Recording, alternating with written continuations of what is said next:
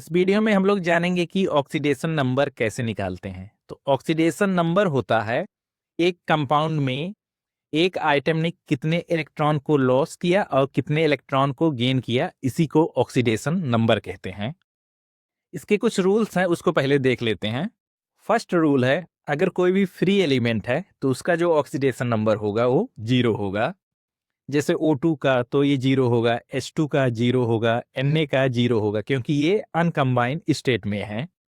Monoatomic ion के case में जो ऑक्सीडेशन नंबर होता है, तो जो उनके ऊपर चार्ज लगा होता है वही उनका ऑक्सीडेशन नंबर होता है। जैसे Na प्लस के केस में जो ऑक्सीडेशन नंबर होगा वो +1 होगा। Cl माइनस के केस में जो ऑक्सीडेशन नंबर होगा वो -1 होगा। और Mg2 प्लस के केस में जो ऑक्सीडेशन नंबर होगा वो +2 होगा। यानी ऊपर जितना चार्ज है वही ऑक्सीडेशन नंबर है मोनो एटॉमिक आयन के केस में।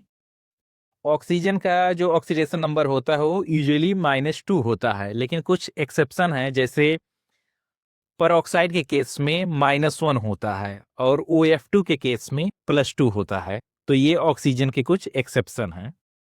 हाइड्रोजन का जो ऑक्सीडेशन नंबर होता है वो +1 होता है, लेकिन इसमें भी एक्सेप्शन है।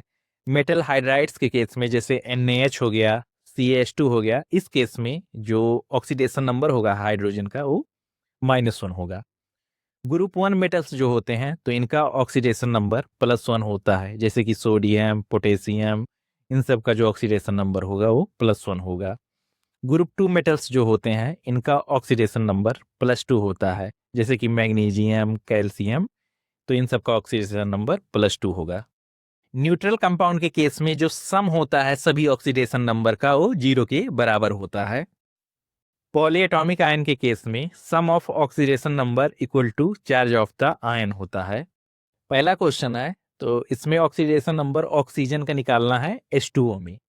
तो हाइड्रोजन का ऑक्सीडेशन नंबर +1 होता है और ऑक्सीजन का हम लोग X मान लेते हैं। तो हाइड्रोजन के केस में 2 × 1 लिखेंगे, क्योंकि हाइड्रोजन के 2 आइटम हैं, और प्लस X लिख देंगे। ऑक्सीजन का हमको पता नहीं है, इक्वल टू 0 लिख देंगे। उसके बाद X इक्वल टू हो जाएगा -2, तो ऑक्सीजन का जो ऑक्सीडेशन नंबर आएगा वो -2 आएगा। सेकेंड क्वेश्चन है, find oxidation number of manganese in KMnO4, यानी पोटेशियम पर मैग्नेट में मैग्नीज का ऑक्सीडेशन नंबर हमको फाइंड करना है। तो पोटेशियम का जो ऑक्सीडेशन नंबर होगा वो +1 होगा। ऑक्सीजन का हम लोग जानते हैं -2 होता है। हमको फाइंड करना है मैग्नीज का। तो मैग्नीज का ऑक्सीडेशन नंबर हम लोग X मान लेते हैं।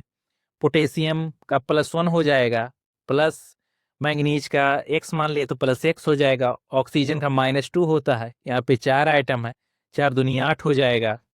उसके बाद हम लोग X की वैल्यू निकाल लेते हैं, तो जो X की वैल्यू आएगी वो +7 आएगी। मैग्नीज का जो ऑक्सीडेशन नंबर हो जाएगा वो +7 हो जाएगा। थर्ड क्वेश्चन है, find oxidation number of sulphur in H2SO4, यानी सल्फ्यूरिक एसिड में सल्फर का ऑक्सीडेशन नंबर निकालना है। तो हाइड्रोजन का हम लोग जानते हैं +1 होता है, ऑक्सीजन का -2 होता है, और सल्फर का हम लोग को फाइंड करना है, तो सल्फर की वैल्यू को हम लोग X मान लेते हैं। हाइड्रोजन के 2 आइटम हैं तो 2 × 1 करेंगे, प्लस सल्फर की जगह पे X लिखेंगे। और ऑक्सीजन के 4 आइटम हैं तो 4 × 2 कर देंगे तो 8 हो जाएगा। अब हम लोग वैल्यू को फाइंड करेंगे, तो +2 + X -8 = 0। तो यहाँ पे X की वैल्यू हम लोग को मिलेगी +6, यानी सल्फर का जो ऑक्सीडेशन नंबर होगा वो +6 होगा। तो इस तरह हम लोग किसी भी एलिमेंट का ऑक्सीडेशन नंबर निकाल सकते हैं। तो ये वीडियो आप लोग को अच्छा लगा है तो ज़्यादा से ज़्यादा चैनल को सब्सक्राइब करिए, वीडियो को लाइक करिए। धन्यवाद।